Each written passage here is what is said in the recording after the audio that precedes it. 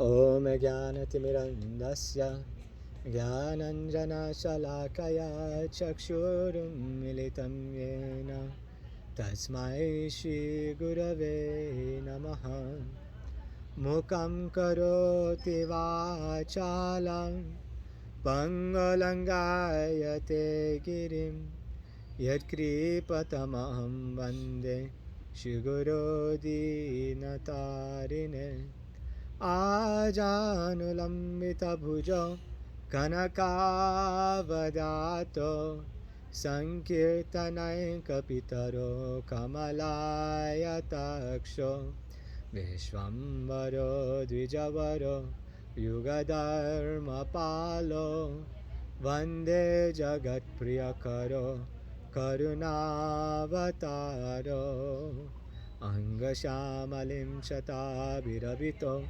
Mandikritandi Varam Jagdam Jagurarochi Samvidadatam Pattam Parasya Shriya Vrindaranya Vilasinam Ridilasatamaabhiramodaram Radhaskanda Niveshito Jvalabhujam Daim Damodaram Shamasundara Shikanda Sekara Smerahasya Murali Manohara Radhikara Sikamam Kripanidhe Swapriya Charana Kinkarim Kuru Tavai vasmi, najivami toya vina, iti vigyaya radhe tvam, nayamam charanantike, hoya chena hoya vena prabhu jato das, sabara charana vando dante korigas, vanchakalpataru vyascha, kripa sindhu vyahevacha, Patitanam Pavnebhyo Vaishnavebhyo Namo Namaha.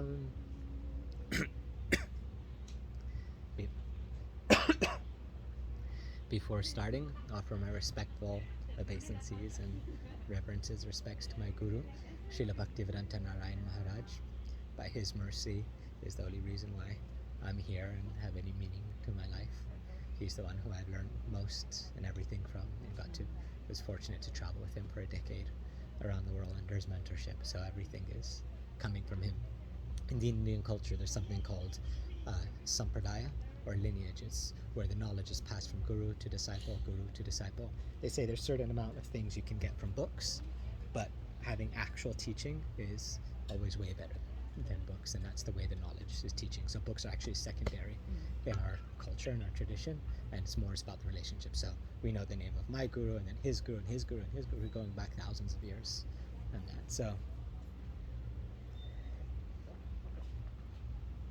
always start with that.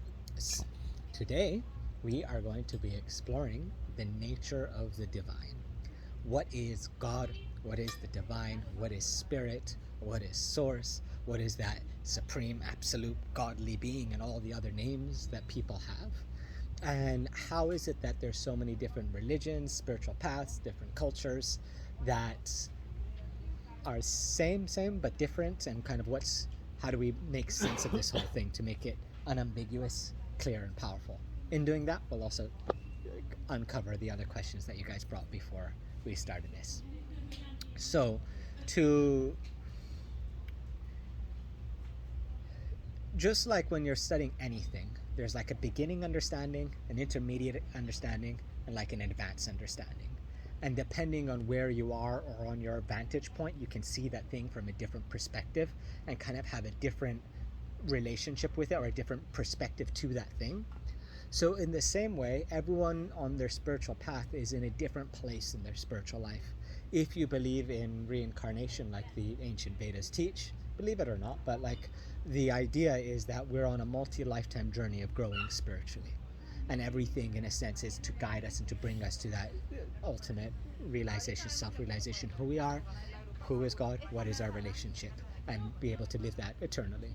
So if we understand that different people are in different stages, we can see the same thing from a different perspective, a different language, a different style, a different way of seeing things.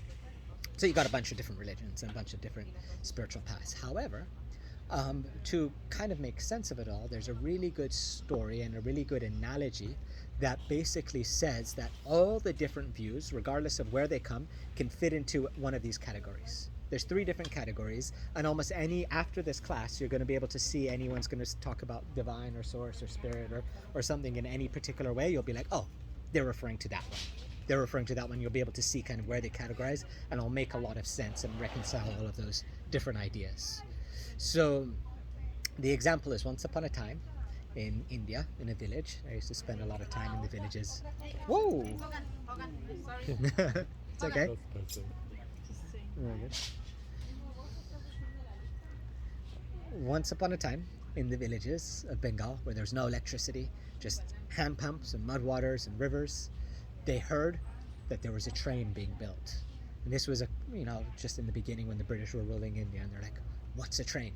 They didn't have internet. They didn't know really what this thing was, and all the villagers got together and were like, I've got different philosophies or hypotheses, or I'm going to say like what a train is, right? So some people were saying it's this and it's that, and everyone was just speculating. Like, no one really knew what a train was. And then one young boy said, you know what? I'm going to figure this out myself. I'm going to go to the train and see a train, then I'll come back and I'll be able to say what it is. So he got his backpack or whatever it was, his hiking stick, and he knew it was a several-day journey to the train track where they were building the train, and he got on it. He spent 40 days and 40 nights trekking through jungles, avoiding tigers, going like how to like, where is this train in this distant place that was far away from the village. He arrived there in the evening time. It was like 9-10 o'clock at night, and it was dark, but he saw the track. He was like, oh my gosh, there's this track, what's this train? Then he saw from the distance this huge light coming towards him really fast. And he had never seen such a light. They just had candles in their village. They just had these small things. They never saw such a light. They were like, oh my gosh, I know what a train is. At night you can see, and it's so big and it's overwhelming. And he runs back to the village, and he skips a couple of meals and gets back in like 20 days. And he goes, I tell you, I know what a train is. The train is a big white light. At night, he's right. It's true, it is a big white light, but it's not a fully complete understanding of the divine, of a train. So the example of that is the idea of Brahma. Can we say Brahman? Say Brahman? Brahman or Brahma. That's the understanding of God in an impersonal, kind of the idea of nirvana, the idea of liberation. Some people say mukti. You might hear these words mukti. You might hear these words liberation, nirvana. Some people enlightenment. Many different words. But the basic idea of this is that when we separate ourselves from what's going on in this world, right? There's things, last time we talked about earth, water, fire, air, ether, mind, intelligence, false ego, the physical elements of this reality, the stuff that this world is made up of. When we separate ourselves from that and kind of be at peace, not being touched by the things of this world, the callings of our mind, the callings of our body, the callings of physicality, and we connect with that source, there's a sense of knowing. There's a sense of non-difference, non-duality. There's a sense of saying that, oh, before I was thinking I'm of this race and I'm of that race and I'm a man and I'm a woman and I have these different identities and these different designations, and these are all just illusions that keep us separate.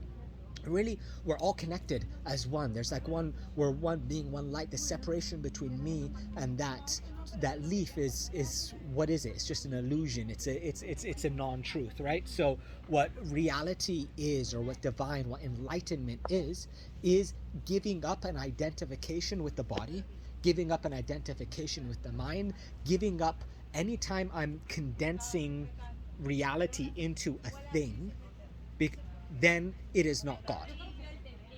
Does that make sense? It's like my experience before God was always things. Like I got a baby powder thing, I got a cup, I've got a thing, and every time I absorb myself with that, I'm disconnected from truth, because this is matter. This is not truth. So therefore, God is anything that's disassociated from individuality or separateness or material identification in any way, and it's just that one unifying energy, principle, or light that unites us all. That's the idea of Brahman, right? Now, if we want to get more philosophical, we can talk about, I think in one of our last times, we talked about the nature of the soul, has different, it's also made up of different things, right? There's Sat Chit Ananda, or there's consciousness, bliss, joy, Ananda, and existence, right? We not remembering it. I don't want to go into a whole class about this. That's like a whole nother class. But basically, like, our identity is made up of three basic things: existence, eternal existence. That's why we never want to die. That's why we always want to live eternally. That's why we think we're going to live eternally. That's part of our soul.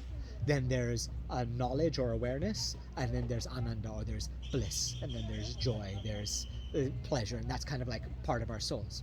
So this first understanding of the divine, this Brahman, this white light concept, is connecting with our existence potency of the soul. We're saying, I exist, the world exists, or I don't exist, but it's all one. There's just existence, and that's enlightenment, right? And Buddhism is very much about that, right? A lot of the meditation, especially in pop culture meditation, when they talk about becoming present, right? Just being present in the non-duality, becoming present in the oneness, and just being, right? In and of itself, right? It's like there's nothing else. Just be, right? And that's beautiful, because that's not material, that's spiritual in a sense. That's connecting with a divine reality, and there's a divine source beyond that.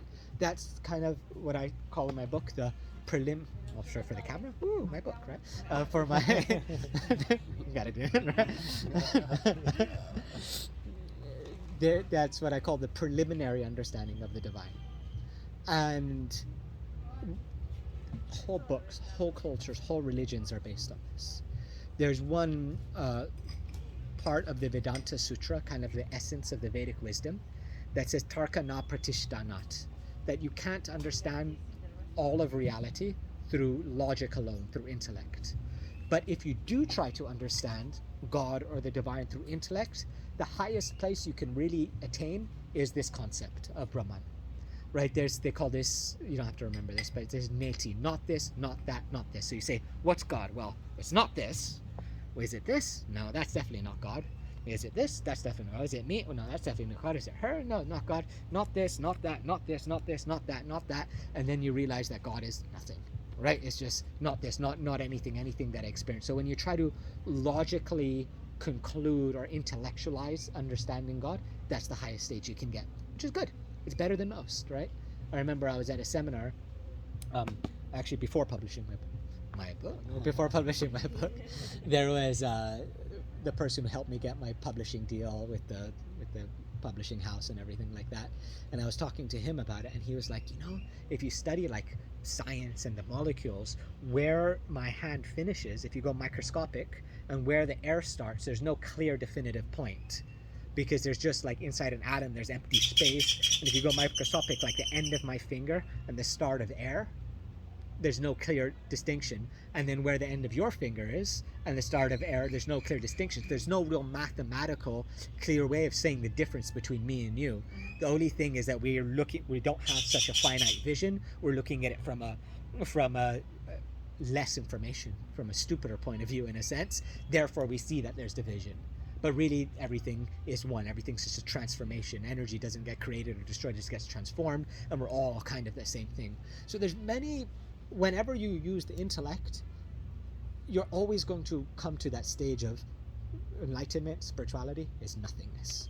It's oneness, right? And it's good. It's good. Any questions on that? Kind of makes sense? Or we can go to the next stage. So this villager came back, and he told everyone, the train is a white light. It's one white light being, right?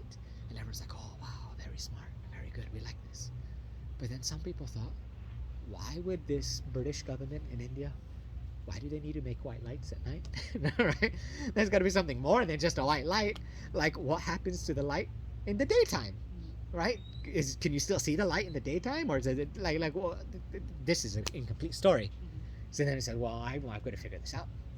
Another person, 40 days and 40 nights on the mountaintop meditating, walking all the way to the train track, and he went in the daytime. No, first he arrived in the evening time and he saw the white light. He was like, oh, I see the white light, right? But I'm going to wait till the day, see what happens. Then he waited in the daytime, and then he saw the light coming, But then he also saw a big house on wheels on train going and boop, boop, steam coming out of the top. And he said, wow, it's like a whole house that moves like really fast on wheels. And it blew his mind. It's like so much more than just a white light. There's all this dimension and the windows and all kinds of things, right? So then he runs back to the village and says, oh my gosh, yeah, it's a white light. But there's something more to the white light. There's a shape to that white light. There's a wheels, and then there's like a hatchet and the windows, and like there's all these things, and that's what a train is. Everyone's like, oh my gosh, now we know what a train is. There's so much more to the idea or the concept of a train.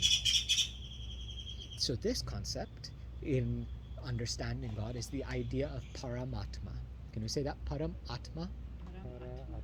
Atma, right? So Atma means the self, right? Like Atma, the self, the soul. So the previous one understands the soul a little bit. Like Brahman says, I understand that I'm everything, a part of everything. Some idea of the soul. Now, Paramatma is the super soul, or the self of the self, right? The core essential self, or it's like even deeper, right? And this is the idea that there is a purpose to life and existence, that everything has a purpose, that the creation of this piece of lint was not a mistake. There's some intelligent design behind the creation. It's not that we're just all here because of some horrible misfortune, like what we're talking about, like the pain and suffering. It's not like we're just here, the world existing is a big old mistake, and now we exist in this world, and all you have to do is stop existing in this world. Like you have a candle, put the candle out and you're happy, right? All you have to do is stop existing, and all of that was just a whole bunch of bullshit that like shouldn't have happened, right? The Brahman kind of thinks that, because anytime we experience or live in the world, this is answering your question, right? Every time we experience and live in the world, there's some type of suffering. There's something which is called Dukkalayam Ashashvatam in the Vedic scripture, saying that life by nature has suffering intertwined in it, right? Now, some people we're living here in Tulum, we're by the beach, right? There's a nice crow, right? We are, life doesn't seem too bad, right? And without getting into too much detail, because this is a long discussion, and you can believe this or not, but at least illustrates an idea that there's 3 planetary systems according to the Vedas. Some people could say there's like actual different planets where people live on, or you can understand it as 3 different states of consciousness, 3 different states of existence. Like right now we have one level of existence, but someone who's cleaning has another level of existence. Someone who's walking by who just broke up and their heart's broken, they have a different level of existence. Someone who just won the lottery, like, whoa, life is, you know? So we're all here kind of like on a different plane of consciousness. So it's understood that there's basic 3 different planes of existence, and one of them is pretty much like 80% suffering and like 20% type of happiness. We'll maybe give another class about this on Tama, right? This is the mode of ignorance. Did anyone here hear my talk? I think you did, in CryptoFest. No, you didn't hear my CryptoFest one. You were there, right? Yeah, I recorded it. Oh yeah, you sent me the recording, right? Yeah. And now that's why I'm right. But so we talked about 3 different states of being, right? The destructive one. I'm doing a whole course on this, so you don't have to remember it, and there's a lot to remember, so I'm not judging you, right? And then there's the middle state of being, and then there's like the good state of being, right? Sattva, Raja, Tama, darkness, passion, and goodness, right? So in the mode of passion, the mode of darkness, everything is pretty much suffering, and there's a little bit of happiness. So you work 9 to 5, you come home and your family and kids scream at you, your back hurts, right? You're sick, you're in debt, and then you get a little bit of happiness where you watch a little bit of TV, and then there's a commercial there that makes you feel bad about how much your life sucks, right? So you get like a little bit of happiness with just a whole bunch of whacks in the face all the time when you're kind of like in that lower state of existence. In Raja, then you get kind of like half, right? You get half happiness and half suffering. So Raja is all about like creating stuff, making things happen. So you start a business, and then you're working your butt off in the stock market, and the crypto crashes, and you're like, oh gosh, right? And you're kind of annoyed, but then it goes up and you're like, yay, that's great, right? So it's like you're like half good, half suffering, half joy. And it's said that generally in this plane of existence, meaning like in this planetary system, if it's divided by planets, you can believe that or not, but at least understand the idea, right? Is that we generally are in the half state of being. And then there's the place of the demigods, not actual God, but like the managers of the universe, like the higher planetary systems, and they're predominantly in the mode of goodness, where happiness is mainly a lot of happiness and sometimes just a little bit of suffering.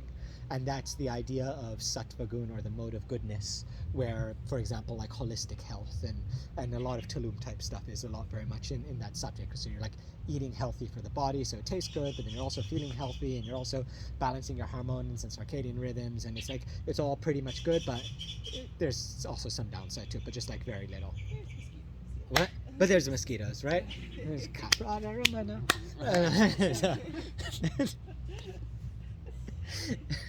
so, but if you look at all of those states of being, suffering is still there. So then someone can say, well, how can I exist in a place with zero suffering? With zero suffering. And then we say, well, is this body even capable of existing with zero suffering, right? And an example sometimes they give is like, if you take your little toe, right, your little pinky toe or your finger, and you say, well, how much happiness can I give this thing? So you're like, okay, I'm going to put it in warm water, and I'm going to put it in cold, and then warm, right? Or I'll put it in like cool water when it's hot, or warm water when it's cold. I'll give it a massage, right? I'll use it to touch someone that I love. I'll like, I guess that feels okay, right? Like, I'll feel accomplished by picking up the cup. Or you think of like all the happiness that the finger can give you. Then how much suffering can it give you as well? I mean, that's a lot. You can have a thorn right between your nails. That one really sucks. You can take the whole nail off. You can stick it in a blender. You can burn it. You can fry it. You can sit on it. You can bump it like this. You can bump it like that. There's many different bones that can break in it. You can tear it. You can poke it. You can mosquito bite it. You can itch it. Yeah, it's like, if you kind of balance it out, it's like, wow, this is better at causing suffering than it is at causing pain, right? And then if you look at the endeavor, like an apple, how much pleasure can an apple give you? It can give you a lot of pleasure. You can put it there. Ooh, it's pretty, right? You can eat it. There's different pleasure you can get. But then if you say, okay, well, apples give pleasure, then you overindulge and eat apples all day, and then you get freaking sick of apples, and then you can't eat them anymore. It throws your gut microbiome out, makes you sick, right? So the idea is that the intellectuals say that when you analyze the world in a lot of different ways, it's not the best. We get old, we don't really want to, but we do. We get sick, we don't really want to, but we do. Everyone does. And we die, we don't really want to, but we do. And it's like, this world kind of sucks. But that nothingness, that Brahman, right? I went there and I just like was present, and I was me, and I didn't even identify with this body that gives me a lot of suffering. And I didn't even identify with this mind that gives me a lot of suffering. And I didn't identify with this world that gives me a lot of suffering. I'm just me as a state of consciousness, the presence that exists beyond that. Now I'm not suffering. So that's the first understanding of divine. It's about mukti, it's liberation. I'm going to give up suffering by giving up this world and giving up existing, giving up anything to do this world. So then that comes with that philosophy that the Buddha said, the world is suffering, the life is bad, we just want to give that up, right? But that's still the first train, right? The white light train. But the second train says, well, why the heck did we exist in the first place? There's got to be something to that existing, and there was some happiness there. Is there a right way of living in the world? Is there a greater purpose or reason behind life that like a cause, a calling, a reason to exist? So then they go into the deep meditation of nothingness, of oneness, and then they begin to listen a little bit, right? And then they can begin to see the shape of the windows of the train. They can begin to see the outline or the figure that, wait a minute, there's a reason why I came. There's a reason why I met that purpose. I felt an intuition. I felt an inner guidance. I felt the universe telling me that I need to do this thing. And maybe many of us have had that experience. I felt like this, I had to go, and I just went there, and all these beautiful things came from that. And there was desire beyond my desire. Normally I just do what I want and for my self-pleasure. But now there was a super consciousness, a greater being, a God, a cosmic power that had a will beyond mine and had a power beyond mine. Because then they said, go there, and I went there, and then they said, and then I met this person, but they also told that other person together. It's coordinating. So that person, that power has power over me and also has power over the other person. That divine, whoever it is, a little bit, has a desire. Right? So what spiritual life is following God's will, right? Is following that intuition. Is, some people say, well, like the idea of a guru oftentimes is Jiva Shakshad Nahitate Guru Chetarupe. Everything I say is backed by all these verses, so sometimes I say the Sanskrit or the Bengali, right? That when we're starting in our spiritual life, it's very hard for us to fully clearly hear that intuitive message, the guru inside of the heart, about what we should be doing in every moment, in every breath, in every action, in every thought. So therefore, Shiksha Guru Hoya Mahanto Sarupe, that the guru manifests in an external form and guides us. So the idea of a guru is that the guru is connecting in with that source and knows what, and you come and ask a question, they listen to the answer of that cosmic consciousness, and then they give you an answer, and they can guide you what to do, they guide you how to do that. It's kind of like a translator, right? A priest. What? I don't think it's important. Okay. No, I do channeling. Okay. Also for other people. Uh-huh. So in this case, I'm a guru. I call it more like shaman, but In some way, yeah. yeah. Right. So this idea of God or Paramatma, the super soul, says there is a reason, and there's a shape, and there's a purpose, and there's a reason to everything. And spiritual life is about understanding what that is, right? And that's a good idea, right? Make kind of sense? Kind of clear? Good? Ready to move to the next one? Yeah. So then the villagers are like, okay, I'm getting a bit of an idea. Also, as you listen to that intuition, you get an idea, well, this is what I'm meant to do, this is what I'm not meant to do. You get more clarity in how to live, right? And then that so becomes more clear and more clear, but it's still always a little fuzzy in that. Like, I'm not going to give it, I'll give it a quick example. Like with the monk club, right? Last monk club, we cancelled it. And why did I cancel? I was just like, I woke up in the morning, I don't feel like it's happening today. I just had that intuition. And then it began to rain, and it was really more of an intuitive call than anything else. But then I learned a whole bunch of things, reflecting on the process and reflecting on how I approach life, and I got a clear understanding of how to live in the world from listening to that intuition and uncovering how life evolved from that situation. Right? It was very interesting, and I'm not going to, maybe off time we can talk about it in more detail, but that's what my point is that when you listen to the intuition, things become more and more clear, but it still always remains a little fuzzy about what's the point of it all. Right? So the villager comes back, and I was like, wow, this is really good. A train, windows, a house, smoke, choo-choo, even sound, right? On a track plus a light. Then someone goes, well, what's the point of that? Right? Why do we, the birdies, right? Why do we care about a house on a train with the wheels? Okay, it's got some shape, it's got some light, and it's a deeper understanding. So what? Right? There must be something more. So then someone goes back, they see the light, they see the house on train, they follow the train track, and then they go to the station and they see people get on the train, people get off the train, they see that there's a driver of the train, it's not a driverless train at that time, right? There's a driver of the train, there's a person behind it, there's someone who opens the company, and they say, oh, well, this whole train serves the purpose of people.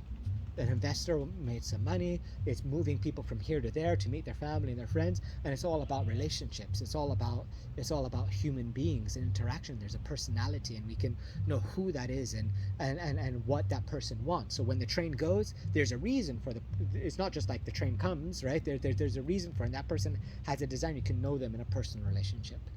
So this idea is understanding God as a person. And that's why many religions, like Allah, God, Krishna, Buddha, like Buddhas, there's some personalist Buddhas, and some Buddhists are also impersonalists, like the first understanding of the divine. What? Jesus! Just before coming, we were listening to some Christmas gospel music. It was fun. But it's the idea of God as a person, right? God as a person, someone that you can see, someone you can know, someone you can touch, someone you can have a relationship with, different types of relationship. The idea of this, in essence, and this is now going to start getting into your question. We touched on your question a little bit, right? Yeah. So the idea of this is, before time existed, which is hard for us to understand, but before time existed, this never happened, by the way. But it's a story that's put into chronological time to make sense. You can say there was nothing, right? There's nothing in existence. But, of course, there was God, the one undivine, supreme, absolute truth, right? That God. And he was kind of bored. I'm bored. What am I doing? I'm here by myself. No one to party with. It's not pretty fun. If you come by yourself, it's like before you guys arrive, it's kind of like not so fun. So I want to have fun. So that one being manifests into two separate forms, splits, divides himself. And this is Purush and Prakriti, the masculine and the feminine aspect of divine. You see, most of the songs that we sing, we say like Radhe Govinda or Radha Ramana, is one name for the masculine aspect of God and one name for the feminine aspect of God. And they each took on a different role or a different, different role, a different function in their relationship. And the loving relationship between the masculine and the feminine drew them together, and in the process of doing that, they basically created a whole bunch of different games, right? A whole bunch of different things. It's like if I don't know, I never said this before in a class, but there's one movie I watched of like people going to, it's a sci-fi movie of people going to another planet, and they put them to sleep for like 100 years before arriving at the next planet, like a futuristic thing. So they're like all like everyone on the whole ship is asleep, but it takes 100 years to reach the planet. Then some star rocks come in and smash and wake someone up, and he's like by himself. He's like, oh shit, now what do? I'm kind of bored. Oh, what do? And he entertains himself for a long time, and he's really freaking bored because he's got 100 years by himself on a ship that has like stuff on it, but like it really sucks. And then he sees a pretty girl in the thing, and he's like, well, I got my whole life, or I could wake her up, right? And then he wakes her up. What's the name of that movie? I think I've seen it. You think you've seen it? I'm sure I've seen it. Yeah. It was a good movie. So many sci-fi movies. Remembering the name. It's not too old. It's a couple of years old. Then he wakes her up, and then of course she's pissed, right? But then, but after that, right? Then they're like, well, we've got to live here. And by the time they arrive, they like grew a whole orchard inside the place. They're growing food. They used all, like, it was just like this huge spaceship that had like swimming pools and stuff like that, and they just made it into their playground where they just did a bunch of stuff, right? Because what do? Two beings, a boy and a girl together, you got to entertain yourself, you got to make stuff happen. So in a similar sense of necessity, you can say that God and his girlfriend, or the masculine and feminine aspect of the divine, created everything in existence to play a different type of game. This is the idea of Raso Vaisaha, again from Vedanta Sutra, that the supreme absolute being's existence is to taste pleasure or to taste joy. In doing that, I'm oversimplifying it. This gets very philosophical, and monk, this is monk club, right? But in monk world, they talk about this for hours and hours and days and years, and there's whole lineages that have huge arguments over this. Like I'm really simplifying concepts here. But as part of that, from them, you could say that they're like mommy and daddy, and then they made all the babies, which are us, right? It's really pushing it. But in a sense, just as the feminine came from the masculine aspect of the divine, then also us, living entities, are also came from them, and all of the universes and all of reality and all of existence came from that original masculine and feminine divine. But they didn't just come out randomly. There's a purpose behind everything. There's a reason why everything was created, all the different planetary systems and all the different people. And that purpose, the ultimate purpose of each thing, is to please Radha and Krishna. The masculine and feminine aspect of divine is to be part of their game, is to play in that. This is the idea of lila, or relationship, right? To play in that. And when we are super far away from that lila, then maybe we're only participating in a very small, minute degree and not contributing that much to it, and we've separated ourselves from that eternal pastime, and that's why we suffer. Now, why that happened, whole nother discussion, right? And we can get there, but for the sake of this talk, life is a big game between Radha and Krishna, and it's our happiness and our job to be part of that in having different relationships. So just as the example is of like a high court judge can have different relationships with different people, God also has different relationships with different people. Each one of our relationships is completely unique, but also there's different categories of relationships, and whole religions and cultures can be a representation of that category. Is this too much? One of the reasons why everyone always goes the divine or something like that is because whenever you're talking about a personal aspect of God, then people can get a little bit tribal and a little bit like, not your God, my God, this is who he is, that's who it is, right? But so the idea is like there's a high court judge can have his wife one relationship, the children another relationship, the people in court is another relationship, his father a different relationship. There's different types of relationship, and he interacts with them differently. So there's some idea of God as the judger, right? A big old man that lives in the sky that's going to judge were you good or were you bad, and is going to beat you with a stick if you were bad and send you to hell or judge you. And there is an aspect of God that's an aspect of reality, right? That there's a consequences for the actions that we do, and there's a certain relationship that comes from that. Like if you think of a parent disciplining a child, right? There's me training my child so that they can grow up strong and be good and be successful in life. There's a certain fulfillment that can come from that. So that's the idea of God as like our parents, right? But the Hindus don't like that one that much, right? What we say is that there's 5 basic types of relationship. The first type of relationship is madhurya. This is actually let's do from the other way. There's like a hierarchy, then we'll go from the bottom type. The bottom type of relationship is just like, you cool, I'm cool, okay, that's it. It's like someone walks by, like a girl just walked by, you didn't see her, right? She came by, I saw it, I looked at her, she saw me, and it was kind of like, I'm not going to shoot you, you're not going to shoot me, we're not enemies, right? You're existing over there, I'm existing over here, and we're chill, right? There's a certain type of relationship. That's called santaras in Sanskrit, and is the lack of animosity. The next type of relation, and so some relationships with God is just like acknowledging his existence and being there, but not interacting that much. The next type of relationship is called dasya, and that's a little bit closer. That's the idea of servant. That's like God is the master and there's the creator and the origin and the best, and I'm going to worship God and I'm going to serve God and I'm going to do everything and dedicate my life to give everything to God, and I'm God's servant and I'm God's vessel and I'm God's thing and I want to give to God. This is better. This is good, right? This is being a servant of God.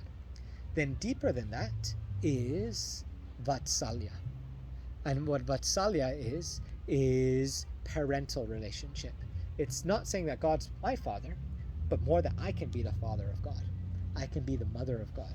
That there's a special beauty, and this is deep, right? That God can be my little baby. In India, there's a lot of they'll have like little deities of God, of Krishna, as a little baby, and they'll put him on a little swing and rock him to go to sleep and feed him and take care of them. And the idea of this is that God doesn't need things, doesn't need this, doesn't need apples, doesn't need stuff. But the only thing that God really needs is our love and our relationship and unconditional love, the love of selfless love. In this world, whenever you want something, I'll give this to you and you give me something back, right? God, I'll offer you an apple, now you give me more Bitcoin, right? Or whatever it is like that. That's with a selfish desire, and that love is not so sweet. That becomes almost like a business transaction. But what God, because everything exists for love and came from love, like we explained in the beginning, so God only wants loving relationship. So the more selfless that love is, the more pure that love is. So one aspect or one dimension of that loving relationship is that Bog's gonna be my baby. I've got to take care. If I don't feed, then he's gonna go hungry. Very beautiful type of relationship. Then even deeper than this is the idea of a paramour, of a lover, of my beloved. I can marry God.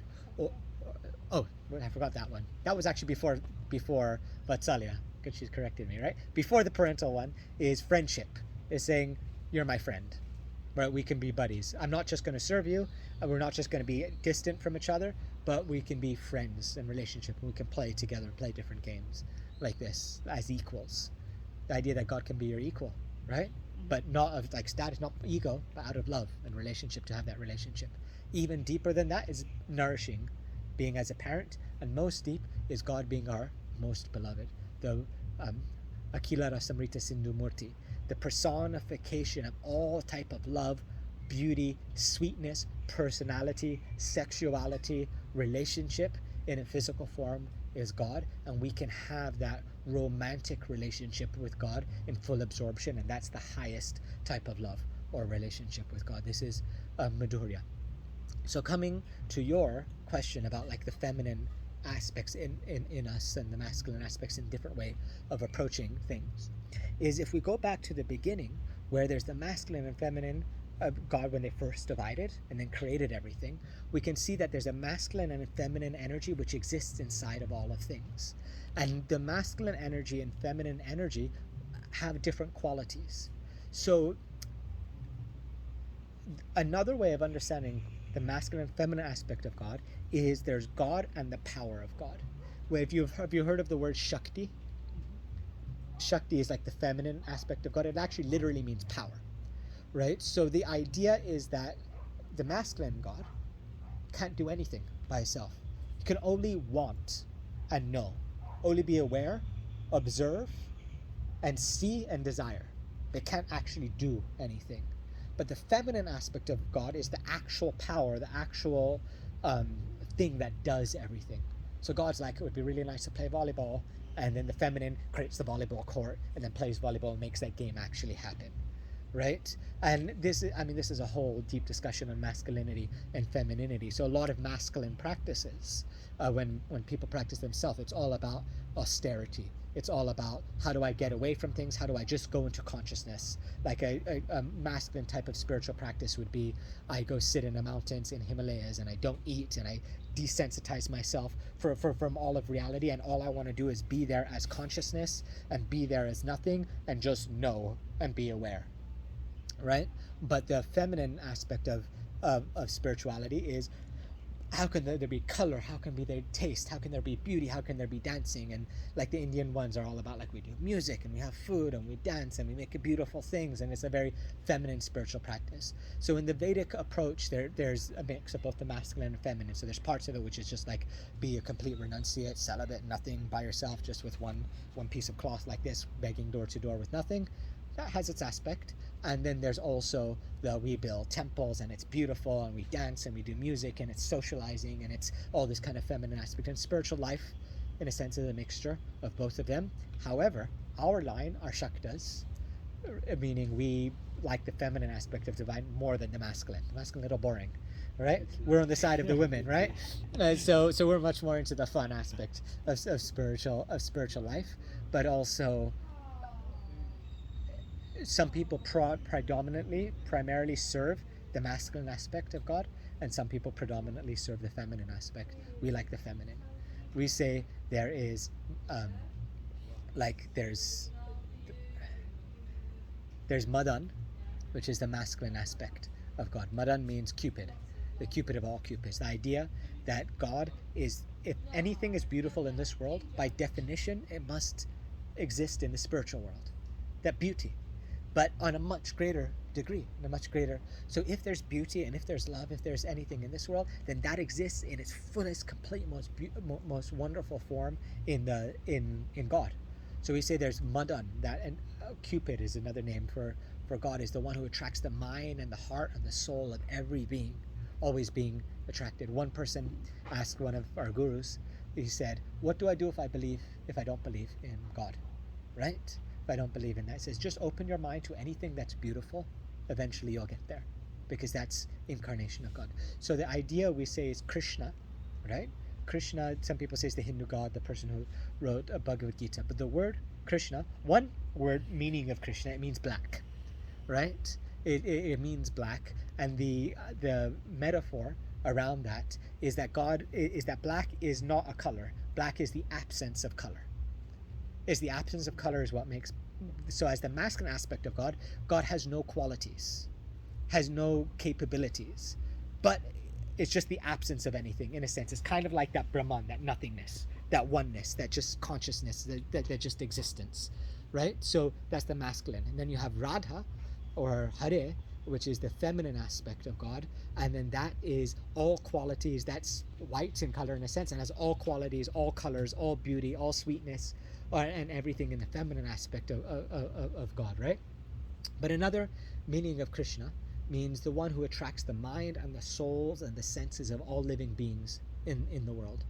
So this is kind of an idea of Madan. But we like this, but we like more Madan, Mohan, Mohini. But who is Krishna attracted to? Where is Krishna's mind being pulled? Where is Krishna's heart going? And that's to the feminine aspect of God.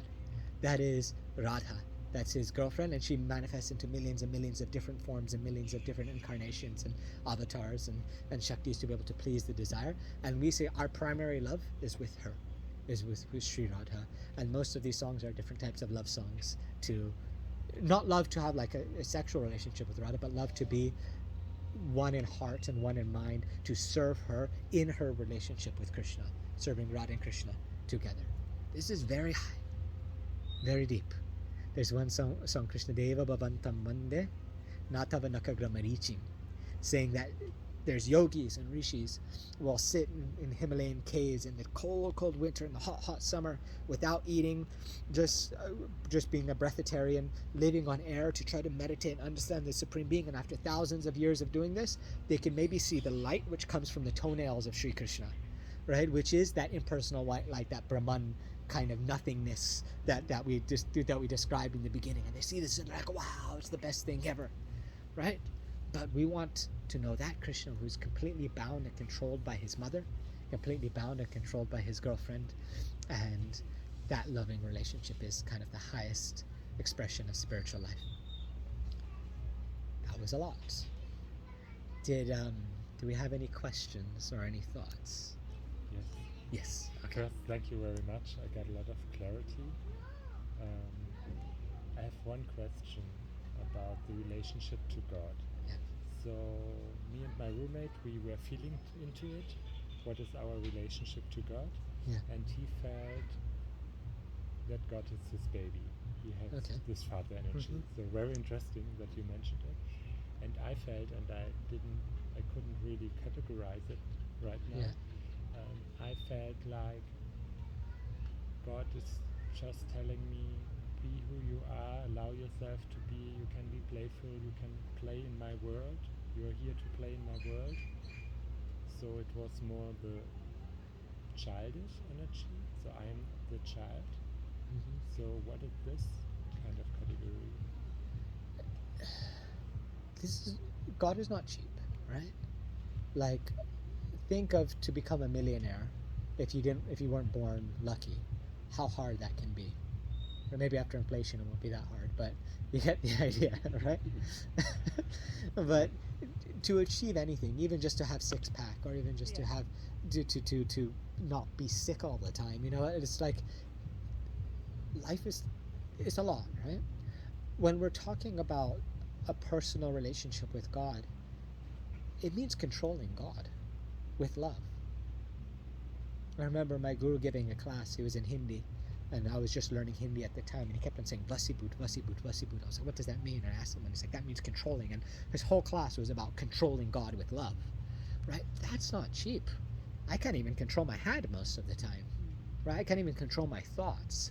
I can't even try to control someone else in a relationship. Good luck, right? It's like controlling the market, like is my own investment, like controlling my digestion. Like one of my gurus said, we don't even know how many hairs we have on our head, right?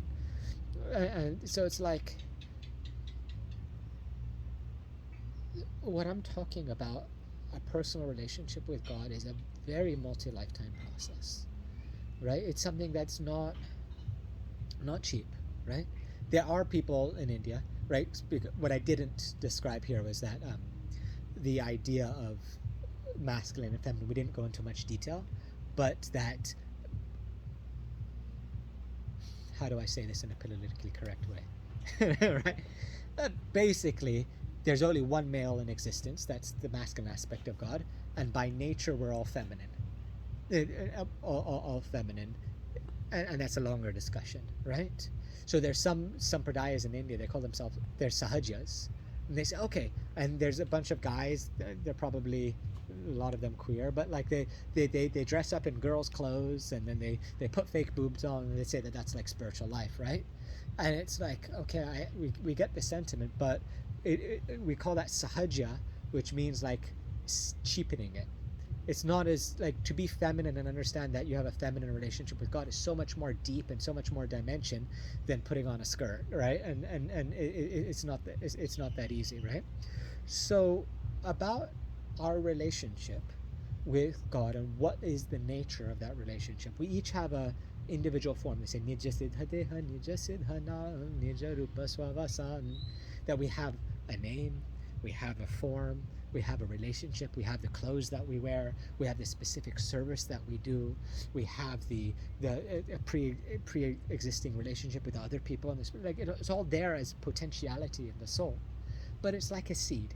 So a seed has the potency of being a whole tree, but it's still often unmanifest. And spiritual life is, you plant the seed and then you're watering. So we're chanting, we're doing meditation right now, where this is a spiritual process, right? And desiring and many different things. It's like watering that seed, and maybe one leaf comes, maybe another leaf comes, maybe another leaf comes, and eventually we grow the whole tree to know what is our final full relationship and what's the full dimension of that relationship. But when you're there, you know that you're there. It's like who is it? I forget the exact example, but it was like a little girl saying, oh, I want to have a baby. Say, okay, you have a baby doll, play with the baby doll, one day you'll be able to have a baby. And then, well, how do I know when I'm going to have a baby for real? It's like, you'll know, right? Yeah, you're a mother, right? Like you'll know at that time. There's no ambiguity. It's just like it's very, very clear, right? When you're so, in a sense, we're kind of like babies in our spiritual life, and we can try to say, okay, what's it going to be? How's it going to be? What's our relationship? Oftentimes that's our mind. Oftentimes, but when you're in child labor giving birth, right? You know, right? When you know your form, you know your form, right? It becomes no longer a question. And you could say, in a sense, spiritual life is the process of uncovering that. It's the process, and once you're fully clear on that, then you are fully enlightened, to answer your question, right? Then you're fully enlightened. They do say spiritual life is you come to a guru, and when the guru, through ceremony and giving mantra, in that process they give you a little bit of a hint of the seed of what is the type of relationship you have, and then in your life, or many lives of processing that, then you grow that relationship. You're watering that seed and bringing it out. So I know it would be nice for me to tell you, oh yeah, that's probably your relationship, or maybe it's like this, or this is how that relationship is defined. We could do that, and it would be maybe an interesting conversation. But I don't want to cheat you. I want, like, you guys have come here several times, most, right? I want to give you the real thing. And the real thing is that it takes some time of spiritual life to realize these things.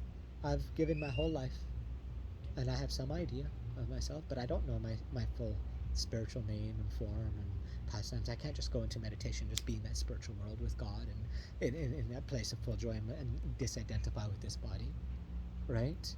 I still always identify a little bit with this body, a little bit with this mind, a little bit of the condition, a lot bit, actually. I'm saying a little bit, not a lot, right?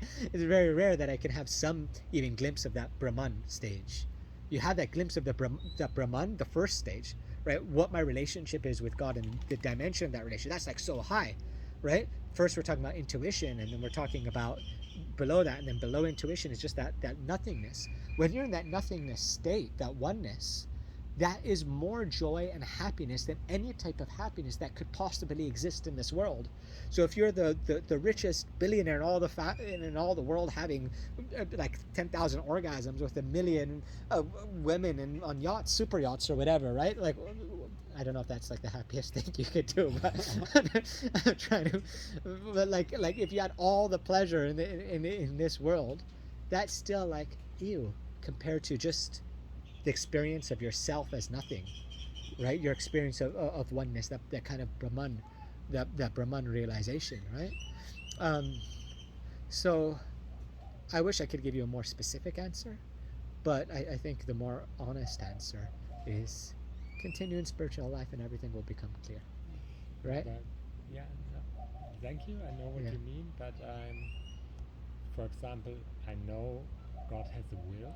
Yeah. So, for example, I already know my purpose. I also started living it, and so we're talking about categories. Okay, how to categorize. Now I want to. So of course, when we talk about categories and also hierarchy, it's a hierarchic system you're talking about. Yeah. So I get the feeling, yeah, okay, now I want to see where I can put myself in. Okay. And so, So this would be called Vatsalya. Oh, sorry, I'm cutting you off. yes, no, and it's just kind of weird that I don't know where to put myself in. Okay. Um, So there's something called, we talked about it before, Vatsalya, which is a parental mood where God can be your baby, but also you can be the child of God in this relationship. The classical example we have of this is in Srimad Bhagavatam is described as someone who's Prahlad, and maybe we'll do a whole class just on his story. Beautiful story, but I'll give it to you like in a super nutshell. But this story we could speak for like 7 days every day and just like go into more depth. It's an amazing story.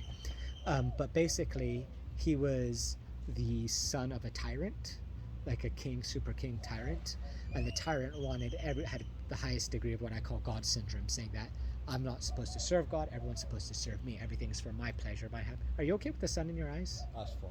Yeah, okay. So he had a tyrant as a father that wanted to dominate and control him, everything serving him, everything for his pleasure and his joy, right?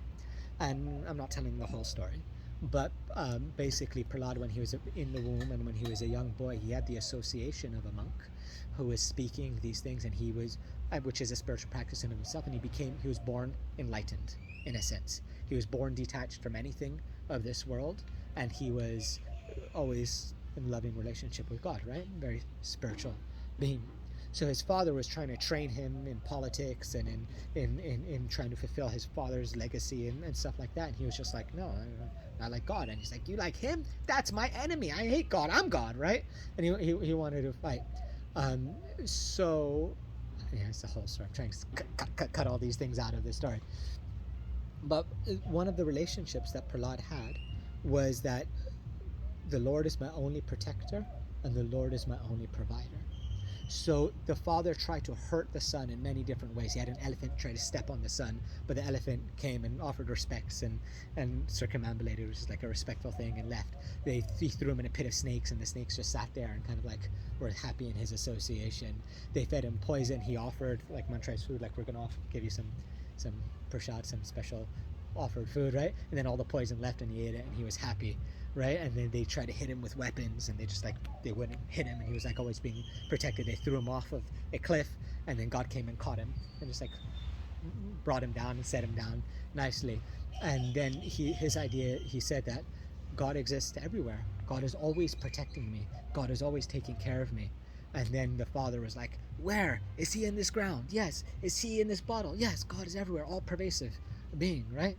Is God in this pillar, right? And then the boy said, yes, of course. So then he took his sword out, this super powerful warrior, and he cut open the pillar to try to see where God is to do that. And then out of the pillar came Nrsimhadev, which is one of the Indian gods we love so much, is half man, half lion, a form of God, right? And there's a whole long story. It's an amazing story, right? But this half man, half lion came out and started fighting with this super powerful warrior, then ultimately killed him and ultimately tore his intestines out. There's a reason for it all, right? But and to protect him. And then they say, what's God's form when he's around a child abuser, right? That's God's form. It's like the most ferocious, most scary, super badass, like killer being who's protective over his child Prahlad, who's the small boy. And then all the demigods, meaning like the god of the sun, the god of the moon, the god of the rain, the god of that, they're all scared to approach this Nrsimhadev. They didn't know what to do, right? And then Prahlad, he just went there with the garland and sat on his lap, like sitting on his father's lap. And then he was like a tiger, so he was like licking the head of the child. And it's like, and it said that this is the personification of, in a sense, like one aspect of the parental aspect of God, of protecting his devotee and protecting his near and dear Prahlad. So I guess I'm saying is that there's plenty of precedent and explanation, categorization in the Vedic philosophy of having God as, that's just one of the most prominent stories, but God as your protector, God as your provider, God as your parent, and God as the one caring for us. And this is, in the process of spiritual life, a whole nother class, right?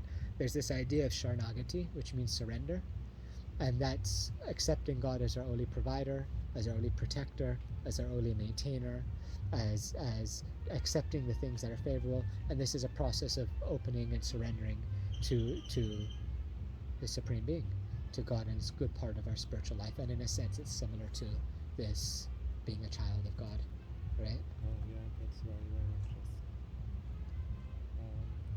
Are you interested in one more deeper question? Of course. Okay.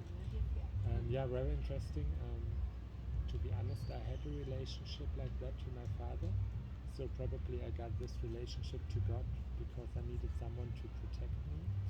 And I'm in a stage of my life where I was always looking for my father outside. So probably I have this relationship to God, and I'm just in the process finding my father in myself. Yeah. It's just happening, and I can feel like I can give now the things to myself I always wanted from the outside, like a child who's still needy, even if I'm a grown man. Yeah, so yeah. that's my personal wound, to be honest. Yeah. So the good thing about is I was very connected to him. So that's the reason I'm channeling. The bad thing, I couldn't be my own parent. So how can now my relationship to God change? Do you think it will change now? Now that Yeah, because now I'm changing. Do you think also my relationship to God will change? And can I go into it consciously, or just look what's happening? I think just opening yourself up and connecting in love and let things evolve how it is. It's probably oftentimes things like this are mixed up with doing our own inner child work and our own personal development type journey, which is super important stuff that I believe in. I don't think there's any harm in still seeing God as your parent, but then also, if you want to be your own parent, that's also okay, right? You can have both, and as you evolve spiritually, it's very personal, right? I'm still trying to give more general, but I think you're okay. Okay, so it's not about changing the relationship and that will happen now being one of these 5 categories. You're in the Vatsalya is one of the 5 categories. Oh, okay. That's what I was saying. Vatsalya is one of the 5 categories, but as you grow spiritually, then the ideas also change. Like I'll talk about, like, my father, for example. When he started his spiritual life, he thought the perfection of spiritual life was to be a friend of God, right? And then after 25 years of practicing that, then he met my guru, understood deeper philosophy, and in that association changed, and now has a different mood, right? And that's okay. And also, the relationships are not isolated, right? And this is going deep into Rasa Tattva, right? This is the very secret part of the philosophy, is the nature of love. But in Madhurya, in the lover-paramour, like boyfriend-girlfriend relationship, parental relationship is there, friendship relationship is there, servant is there, non-anonymity is also there, right? They're all in that relationship. Just like in a parent can also be a friend, but also has being a parent, and also has serving and taking care, and also has the lack of anonymity. So, and then being a friend can also be a servant. So each of the relationships have the other relationships within them. And the idea of, this is super deep, right? The idea of Rasa Tattva, when you're fully enlightened, you're always tasting a different type of sweetness of relationship. And it's described to be like an ocean. Sometimes there's one wave that comes, and sometimes there's another wave, and sometimes it's calm, and sometimes it's tumultuous. So our spiritual practice, then we have different types of love and bhav, or different types of mood and relationship with God. So sometimes it might be all very formal and like that. Sometimes it's very loving, and different moods like this. Like our first monk club we did a whole formal ritual. That's a very square type of spiritual practice, right? But then sometimes it's just like so much more familial, and that's okay. That's not okay. That's like the process. The higher you go, the more it's about spontaneous relationship than it is about rigid boxes and rules. Thank you, very interesting. Any other questions or thoughts? We're good for now? I just like listening to you because Yeah. everything you say is, resonates with me. So I just, Oh, it's good. that's good. Well, I didn't make it up, that's why, right? Yeah, I do have a question. There's this one confusing part for me for all of those years, even though. Well, let me try to say it. So, in our conversation, we have that God is the masculine and the feminine part that's flipped. Yes. at one point. And I do believe that, or it feels good to me. But Yeah. then I also hear in the spiritual world many times, well, you came here, you choose to come here, you choose Yeah. wherever you're going to be, and you choose your journey. Okay. That's a So, bit. where is Let's get clarity to that. yeah, where is this fitting it? It's always like, yeah, someone, it can only be this or that. So just Yeah, yeah. the- It's how do we simplify this? I'm straight with you guys, and I'm being pretty straight in this class, right? Not all concepts are fully accurate, and not all concepts are fully equal. Just like we talked about 3 different understandings of God, yeah. they're all true, but there's different levels of truth. Another way they say complete, more complete, and most complete understandings. So,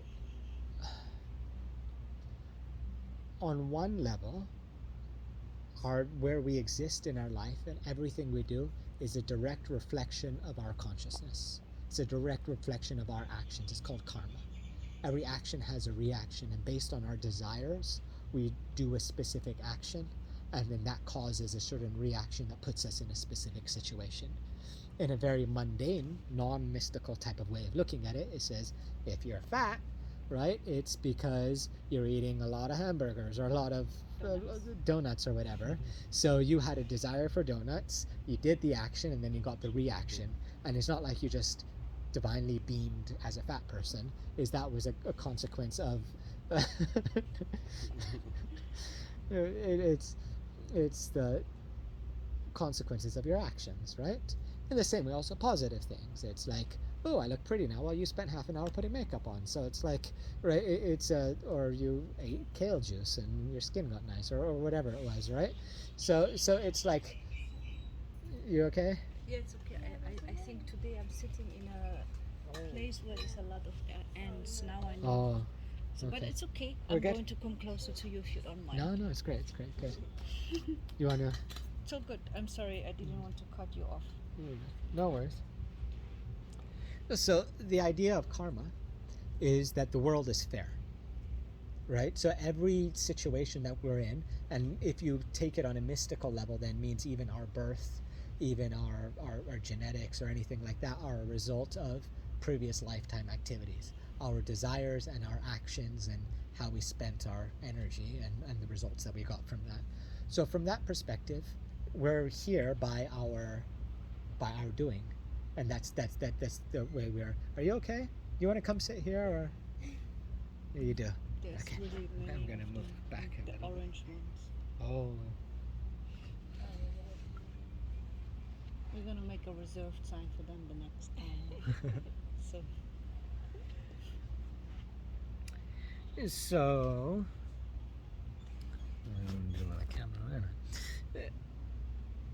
So that's one sense it's true, right? Then there's this idea of what I was speaking about before. I talk about it in my book, right? I talk about God syndrome, which is the problem with, we talked about this before about ice. Did I talk about it here? I think so. Yeah. About ice and that, right? Is we are trying to be God ourselves. So if our nature is to be in a loving relationship to please the divine, in other words, the relationship is between Radha and Krishna, and our job is to have a relationship and serve that, right?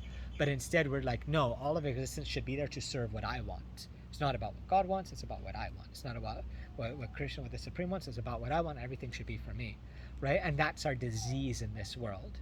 So we think that, oh, God put all the animals on earth for me to kill and eat, right? Or that everything is about for my satisfaction, my pleasure. It's all like selfish. So when I hear, oh, you're a divine being that chose to have this incarnation in that, sometimes I hear God syndrome.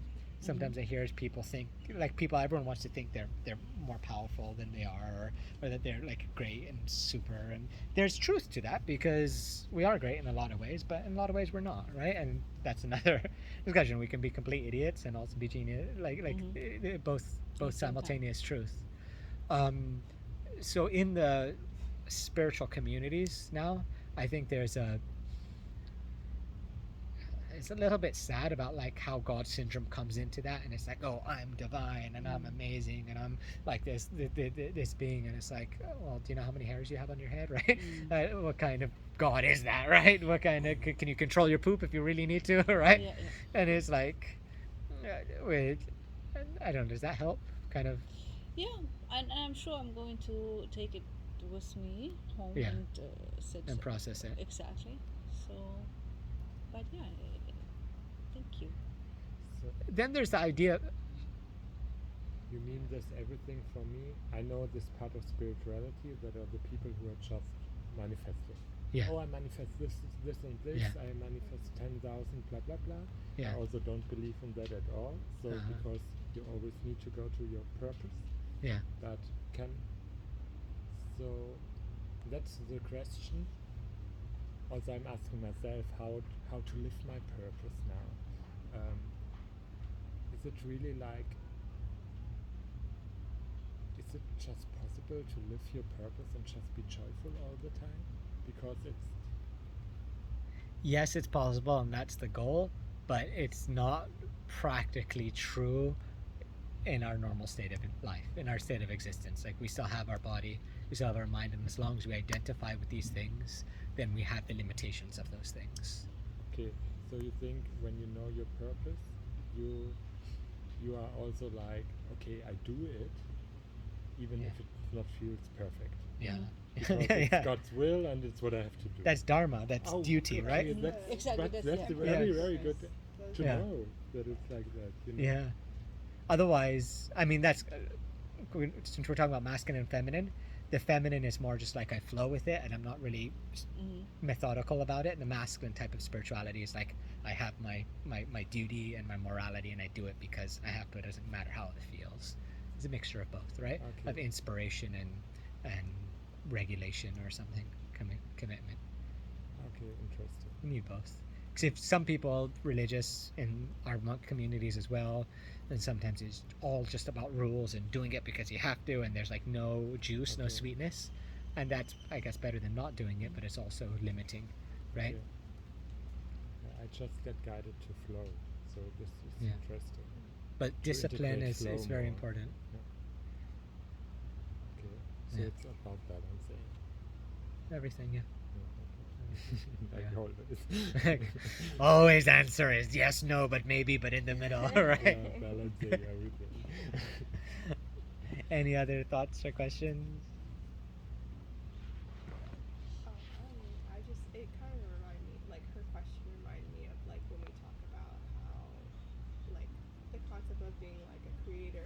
It reminded me of the concept that we talk about where like we have the same qualities as God, but in a very minute quantity. So the example is a flame, a fire, bonfire, and then we're like a little like ember spark. So we have the ability to create and the ability to manifest, but we can only do it on a very small scale. Whereas opposed to God, he can do it and he can create millions of different little universes, whereas we're like manifesting a Bagel. coffee or a Ferrari or whatever. Yeah. So it just reminded me of that. You want to speak on that more? No, it's true. It's like, I mean, it's a whole discussion. I think we've spoken for a while though. For now. But I have a question about Yeah. the 3 planets that you were saying. Yeah. If you could explain a bit about that. Okay, so everything has multiple perspectives, right? So if we were to look at it in like a very straightforward kind of way, there's different planetary systems, like a conglomerate of planets, like life doesn't just exist on Earth, but there's like a lower planetary system. It's like a group of planets. There's a middle planetary system, which Earth is one of them, and then there's a higher planetary system, which you can be like the moon or whatever, like some other planets. And life on those different planets have a different nature, kind of like in different countries. It can be very different. Siberia and Tulum are very different. The whole life is a completely different type of way, but it's still life, right? So Vedas go into a lot of details about stuff. So they describe each of the planetary systems, how far away they are from each other, and there's a lot of details like that. I don't care about it that much. I don't study it that much, but it's there. Some people believe it, some people don't. I don't care whether it exactly exists in the planets, but the principle from that is useful whether you believe it or not, that those planets represent states of being, and those states of being also exist in this planet and in this world. And that's what we're talking about, mode of passion, mode of goodness, mode of ignorance, right? And that so we can have the same qualities as the devatas or the gods, right? And have that kind of consciousness, and then our life will be of that quality or that way of being. Does that make sense, or should I be a little more clear on? I'm kind of cliff noting it. That makes sense. That makes sense. Answer your question? Yeah, so is that the same as what you talked about at the Cryptofast? Like Yes. the 3 states of being? Yes. Okay. Yeah. I'm doing a whole course on that. I'm excited. I know we spoke a lot today, but Yeah. did we touch enough on this suffering part? Uh, Well, it's not really that important. I know I read it in the Bhagavad Gita, and when I was reading it, I understood it, but I have to be honest that right I mean- now I could use a refresher. So I if mean, I there's- just think God needs to experience, pain and pleasure through us. So you will have both. both, because their polarities. So God's bored. He really doesn't just want to have one, one pain, one good all the time. You've got to have I the think positive and negative. There's as no well. such thing as pleasure without pain. Mm. There's no such thing as joy without suffering. Otherwise, it has no context. I do have the answer. I believe I remember. Tell me Okay. if it's true. The answer more or less was that the suffering and the pleasure, because we give it always labels and we always judge it somehow, or we always give it some sort of meaning. If we would agree that suffering is not bad, it's not bad and it's not good, then suffering would be just suffering, and it would be a stage. This is a whole conversation, but it's true, right? Is Rambling talk, but what? no, very interesting. Yeah, Just- is that the only way to stop suffering is to stop existing. So the first understanding of the divine, the white light understanding, the motivation is to get rid of suffering. So the process for that is to stop existing and just being present. And that's what those spiritual paths are about. We disagree with that. We don't like that. And today's class was a lot about that. So yes, you can stop suffering like that, but then you also don't have any joy, you don't exist, but it's still pretty good in a sense, right? However, if you're going to exist, then you're going to suffer because it's part of it, but you're also going to experience joy and pleasure, and they both exist. And in order to have context, like I said, for pleasure, then there's going to be context for pain. But that doesn't make all types of pain equal, and that doesn't make all types of pleasure equal. There's the states of consciousness that we were speaking about, right? And it's a whole thing, the states of consciousness. So it's in each one of those situations, the experience of suffering or the experience of joy is very is of a different quality. So in the lower state of consciousness, tama, then even joy is a type of suffering. It still kind of like really sucks, right? So it's like you enjoy torturing a beetle or something, it's like right? It's like there's some joy, but it's like pretty lower, right? And then in Brain freeze. enjoying brain freeze, it's like Well, I mean, think of like certain types of intoxication. You get drunk and Yeah. you're like, I can't even see everything is all, you know, and you like it for some reason, right? So that's like enjoyment in the stage of tama. It's just another transformation of suffering. Similar to the higher states of being, like suffering in the mode of goodness, the mode of sattva. That's like what we're talking about, discipline, right? Or like this morning I went up to I hadn't done yoga in a while. I'm like, I need to do yoga, and I really didn't feel like doing yoga, and I'm like, go do yoga, and I pushed myself up to the stair and I did yoga, and I'm like, now I feel good, and I was, my knee's hurting a little bit, let's stretch this out more, right? And so it's I was experiencing suffering, but that suffering was just a transformation of a different type of happiness or contentment or wholesomeness or goodness, right? So in the spiritual domain, and when you're fully enlightened and you have your relationship in the spiritual world, there's suffering also, but that suffering is of a completely different dimension of suffering than the kind of suffering we have here. That suffering is like suffering in enlightenment. It's a certain type of joy and pleasure which is like unspeakable. So yes, suffering's always going to exist in a reality. If you exist, if you end existence, then suffering also ends existence. But suffering's always going to exist, but there's still different qualities of it, and it's, in a sense, you could say, righteous to have aspire for a higher quality of suffering, right? For a higher state of consciousness or a higher level of being. In that, what you were saying is a very, in a sense, good mindset, or it's a very high vibrancy mindset, to be like, things are what they are, and I just accept things as they are, right? I don't put a label on it, and oftentimes labeling it causes more pain than actually what it is. It's a sensation. Yeah. That is what it is, and I don't put a label, and I detach myself from it, and therefore it doesn't hurt as much. You can experiment, like you can, in your own time, you can pinch your elbow and be like, ow, it hurts, right? But then you just like relax and just pinch it.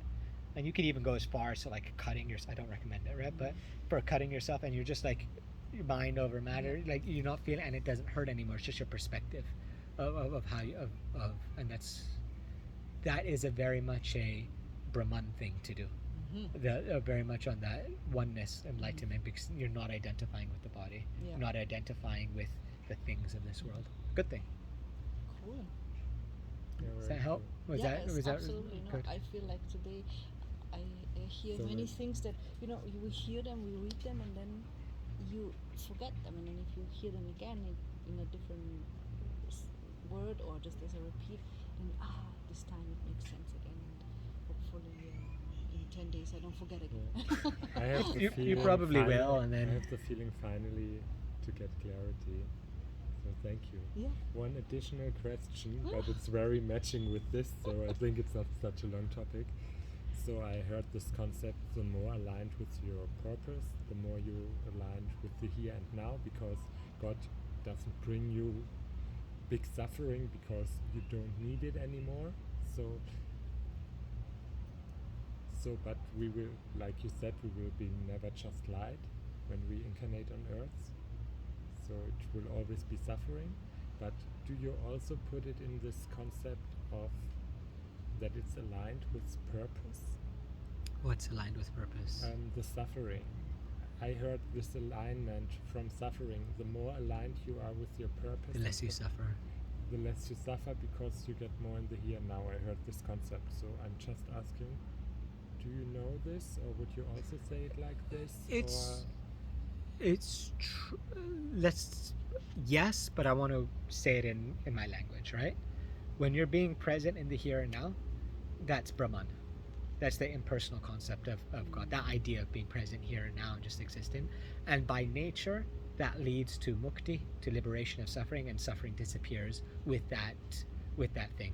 I'm actually thinking of writing a book called The Nothing Solution, of how the solution to everything is nothing, is the nothingness, is the oneness, and how that just destroys all suffering. So that's true. When you're on purpose, dharma, like what I talk about, it means going according to nature and the way that things are meant to be. So we can think of like this finger, right, has a purpose to bend this way, but not that way.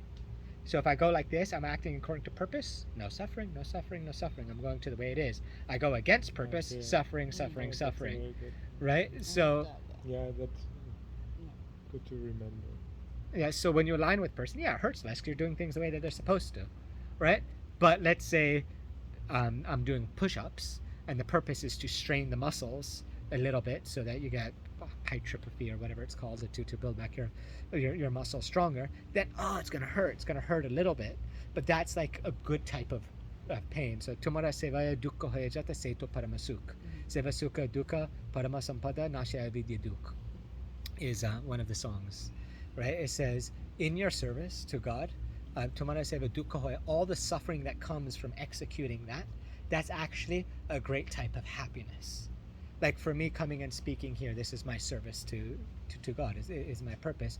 So when I came, I was like a little bit in a hurry, and then I was like, I saw the police and that was a little scary, right? And then I had this and everything on the quad, right? And there's a little bit of suffering that I went through to come here. But is that really suffering? No, it's a type of happiness, right?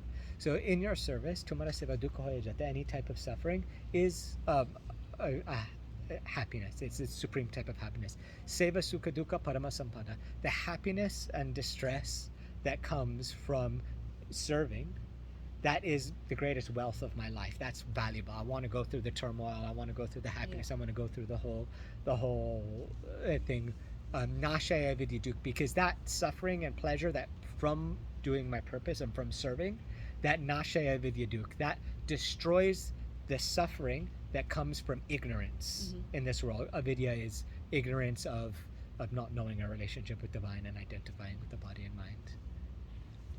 I need to excuse Does that- myself. Yeah, it okay. helps a lot. I'm sorry, I don't want to interrupt, but I have You to go to the bathroom. quickly. Yeah. Okay, we're gonna do kirtan now, a little bit, and then we'll eat some things and we can talk more after. Unless there's any more questions for now, or we can. I stop asking I have a questions. question, but I can Yes. wait Okay. till after or well, Tell me, and then we'll see if it's a quick one or Okay. a long one or. I don't know if it. Yeah, we'll see. I've like I guess within the spiritual community and like a lot of different people I've spoken with, they're maybe coming from like Christian programming or like whatever, and just kind of were like turned off by that, and in some ways cut off their relationship towards any sort of divine being, if that makes sense. Like not necessarily engaging so much in anything like spiritual or these kind of devotional practices, and me myself included. And so yeah, that's just been an interesting like pattern or something that I've recognized of like you maybe have this like tainted or more heavy experience, and in some ways are cutting yourself off to having a relationship with the divine source, whatever we want to call it. And maybe what your like take and perspective on that. I mean, one thing that hurts me is how people can take. I mean, God, spirit is the most beautiful, sweetest, most wonderful, joyous, essential core part of our being, and how religions and fanatics and cultures can just make it like such a torturous, such an abusive, such a egotistical, such a low vibrancy thing. You know, I mean, like crusades were done in the name of God, killing people, nations, India, and the Hindus and the Muslims. They killed like so many people, and the splitting, and it's just like how people can turn it into tribalism, right? I think human beings, our lower nature is very tribal. Like, what's my tribe? And I kill people from other tribes and stuff, and then also how it's been a way to control and manipulate and people and take it from its essence in a way, right?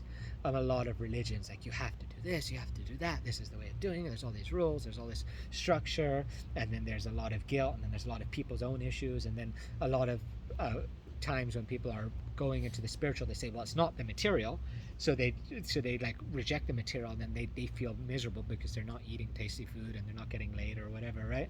And they're celibate, and they're just like, and then they got all this pent up things that's, well, I'm better than you, and it's like there's a lot of bullshit that comes into spiritual stuff, and it's think it's a sad part of humanity. Like, I'm getting emotional thinking about it. It's like I grew up with that a little bit, with fanatics and with orthodox, things that can take something so beautiful and make it so ugly, and a lot of religions do that and have done that and still do that. And so I completely understand why someone would have a bad taste in their mouth from it, right? And then I get that. And then also, like, if you think of a child that needs to create their own identity separate from their parents, so if it's something that was like imposed by their parents, then to create their own separate identity, then rejecting the ideas. And then I see that dynamic all the time. I mean, I myself, like, I am the Maverick monks. I do a lot of things very differently than the tradition. I've done the tradition so much that, like, no one can challenge that, right? Anyone say you're not doing it right, I'm like, I've done it right like 1,000 times more than you've ever done it in your life. You don't even know what that means. But I break a lot of the conventions and the rules and that, because the rules and conventions are to serve a higher spiritual purpose, but sometimes they just stick as rules and conventions and they miss the higher spiritual purpose, and then it just becomes a place of hierarchy and power and dominance and own ideas and control, and it can be horrible. So I don't know what your specific experience is or what you're referring to, but I've seen, and I meet very often, a lot of people have had a bad taste in many different ways from different types of spirituality, and it saddens me, me being one of them, right? But it saddens me because you've got like the most beautiful, amazing, wonderful, sweet thing packaged so terribly sometimes, right? And I mean, but it also goes to, like, it kind of sounds, and I guess I'm kind of making people wrong for doing that, but it's like we always mix our own ideas into everything that we do. So, like, I'm trying to give you guys the deepest spiritual truth that I can, but it's still mixed with some of my own ideas of reality, some of my own experiences, some of my own psychological programming,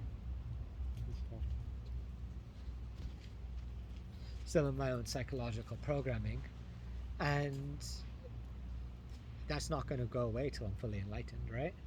So also there's a lot of well-meaning spiritual people, but they have their own guilt-ridden psychology or their own kind of things that they're dealing with too, so I don't know, did that help at all? Did that touch it, or is that it completely did. something else? It touched it for sure. So is there like a word maybe for that state of being, of like maybe more distant from your relationship with, like, because in some ways it feels like counter, like you're like not engaged so much. Well, I mean, if you say most people in life and reality are not connecting with God all the time, right?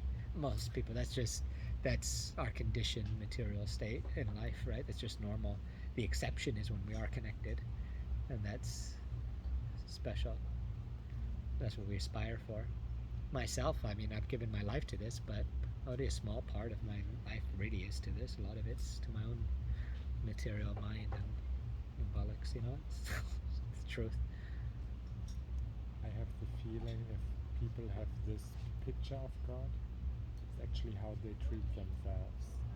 Yeah. So if God is super strict, they actually are super strict to themselves. So my healing process, the more I healed, the more sweeter God became. Yes. Because I started to treat myself more sweet and gentle. So, and I think people who are really into this crazy idea of God, they are so full of hate, self-hate. Yeah. It's very sad. Yeah, I remember seeing some Christians in Santa Monica, and they're like, they call themselves she's taking a video. She's gonna hear me saying the God killers, like that's what they call themselves. Right? Just the right moment.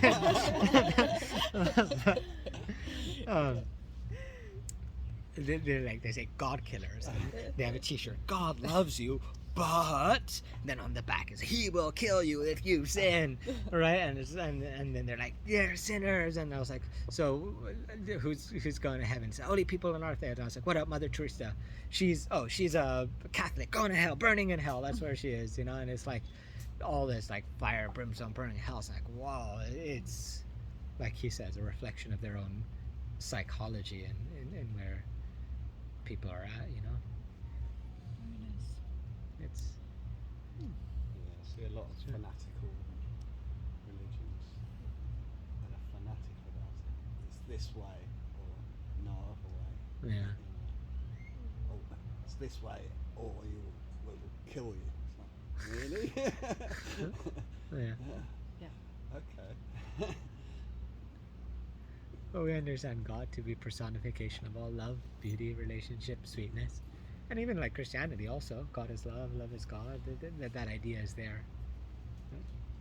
Anyway, any more questions? Or are we good for some more kirtan? Okay, Malika, you're on. This is so funny to observe this. You're always like, okay, we do it, and you're like, yes, let's do kata. It's beautiful. Like, come on. I have to push. It's beautiful.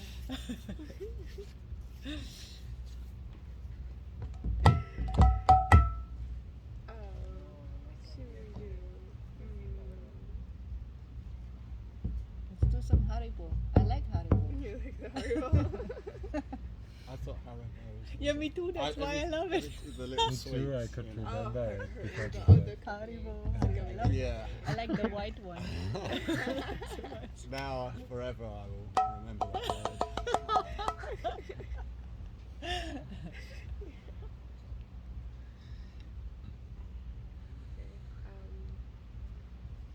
Any suggestions?